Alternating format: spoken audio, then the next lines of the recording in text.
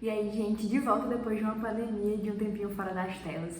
Nesse vídeo eu vou contar pra vocês como foi um pouquinho do internato de pediatria pela Medicina UFESA e também falar algumas dicas que me ajudaram a me organizar melhor e também a manter os estudos na linha durante esse rodízio. Se você não me conhece, meu nome é Clara, eu sou agora interna de Medicina pela Universidade Federal Rural do Semiárido, em Mossoró, no Rio Grande do Norte. E nesse canal eu falo um pouco sobre como é a minha rotina na faculdade, um pouco sobre planos de carreira e dicas de estudo e de organização. E sem mais enrolação, vamos aqui dividir esse vídeo em dois pontos principais. O primeiro é um quick review, uma revisão rápida sobre o que é um programa de rodízio, qual seria, aplicando no rodízio de pediatria pela Medicina UFESA, os principais objetivos de aprendizado e de desenvolvimento de habilidades. Esse é um questionamento que eu acho que se aplica a qualquer área de graduação, principalmente quando você está entrando na época dos rodízios obrigatórios. E eu vou pegar a pediatria como exemplo porque foi de longe um dos rodízios mais organizados que a gente já teve até agora. Então, basicamente, antes de entrar em um rodízio, em um estágio obrigatório, se o corpo docente ainda não tem um planejamento prévio de competências e habilidades que eles esperam de você durante esse estágio, vale a pena refletir um pouquinho sobre o que você gostaria de aprender e sobre o que você espera que você seja capaz de fazer quando termine aquele estágio. Muito além de conhecer o terreno onde você está pisando, fazer networking e afins, é importante saber exatamente qual o caminho que você tem que seguir, quais fontes você tem que procurar para aprender melhor durante aquele estágio. Na pediatria, se a gente fosse resumir, eles basicamente esperam da gente três coisas principais. A primeira é a assistência ambulatorial para o médico generalista, a segunda seria a assistência à pediatria na urgência e emergência e a terceira seria a assistência ao recém-nascido na sala de parto ou nos cuidados logo após o nascimento. Aqui, de modo geral, no Brasil, a assistência ambulatorial na pediatria se resume muito à puericultura e a queixas comuns da primeira e da segunda infância. Então, entraria aí distúrbios gastrointestinais, tipo diarreia, dor de barriga de modo geral, né? Infecções do trato respiratório, autismo, TDAH, lesões de pele e afins. Já a assistência na urgência e emergência pediátrica, a gente foi exposto basicamente a queixas extremamente comuns no pronto-socorro, na UPA, no pronto-socorro infantil no ambiente hospitalar e também na UTI pediátrica. Mas além disso, nessa parte de assistência de urgência e emergência, a gente também teve muito treinamento de habilidades. Claro que na parte ambulatorial a gente vê muitas habilidades também, mas é mais questão de como fazer uma boa anamnese, como criar um vínculo com a família, como deixar a criança mais confortável para o exame físico, para, enfim, criar um vínculo maior mesmo. Enquanto na parte de urgência e emergência são habilidades mais, digamos assim, práticas e que podem ser simuladas.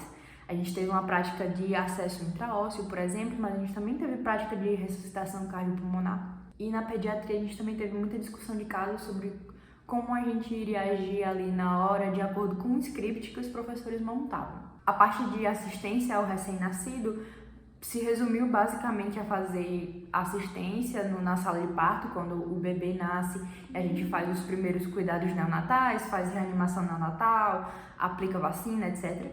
E também no alojamento conjunto, que é a parte da maternidade, do hospital maternidade, onde ficam as puérperas, que são as grávidas que acabaram de ter o bebê, e o bebezinho.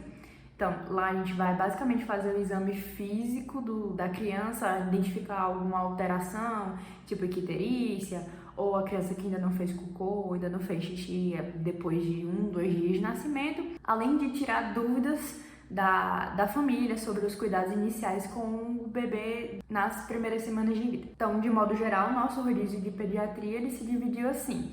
E durante essa caminhada, o rodízio durou 10 semanas, a gente era constantemente avaliado, a gente recebia feedback sempre. E a gente também avaliava como nós estávamos nos saindo individualmente e entre pares. E isso é extremamente interessante, é uma coisa que eu acho que deve ser feita em qualquer curso de graduação, na época dos estágios obrigatórios, e fica de reflexão para você que está entrando em algum estágio, em algum rodízio do internato também, essa questão de o que esperam de você e o que você também espera do programa. E aí a gente fecha esse primeiro grande ponto do vídeo, que é saber onde você está pisando. Saber o que esperam de você, o que você vai fazer em um estágio específico para poder alinhar suas expectativas com a realidade. E o segundo ponto já é um pouco sobre a organização, cronograma e produtividade durante o rodízio. Isso vai principalmente para os mediciners, já que é um pouco difícil conciliar os estudos com a rotina do internato. Eu não sou uma das melhores alunas, sou de longe a melhor aluna da minha turma. Tenho muita dificuldade de me organizar, de manter os estudos em dia com a rotina dos estágios, porque é muito puxada, a gente trabalha todo dia. Mas uma coisa que me ajuda bastante, antes mesmo de eu entrar no internato, já no ciclo clínico, foi fazer um estudo baseado em grandes áreas e depois ir dividindo essas grandes áreas em subtemas. Então, como é que ficaria isso? Como eu falei, né, na pediatria teriam esses 3 grandes pontos: assistência ambulatorial, assistência na urgência e emergência, no pronto-socorro, e assistência na sala de parto. Só que dentro de cada grande área dessas existem subtemas. Por exemplo, na parte ambulatorial a gente vê muita puericultura, queixas que são comuns das mães de primeira viagem, digamos assim, aleitamento, introdução alimentar, crescimento e desenvolvimento neuropsicomotor. Já na parte de urgência e emergência a gente tem outros temas que às vezes estão relacionados, às vezes nem tanto. Por exemplo, na pediatria a gente vê muito crise de asma, diarreia aguda, tem bastante crise convulsiva, né, status epilético e anafilaxia, coisas do tipo. Quando você começa a destrinchar esses assuntos que mais caem nas provas ou que você mais vê no dia a dia, de acordo com essas grandes áreas, depois fica mais fácil de você meio que mapear seu estudo.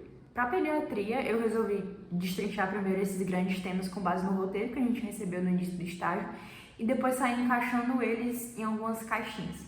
Exemplo, tenho a área da pediatria na urgência e emergência e tenho várias queixas neurológicas, queixas respiratórias, queixas do trato gastrointestinal, tipo, diarreia fica na caixinha dos distúrbios gastrointestinais. Crise de asma, infecção de vias aéreas superiores fica na caixinha dos distúrbios respiratórios e por aí vai. Assim ficou bem mais fácil de estudar e aí cada semana eu separava uma caixinha dessa e ia estudando e ia destrinchando.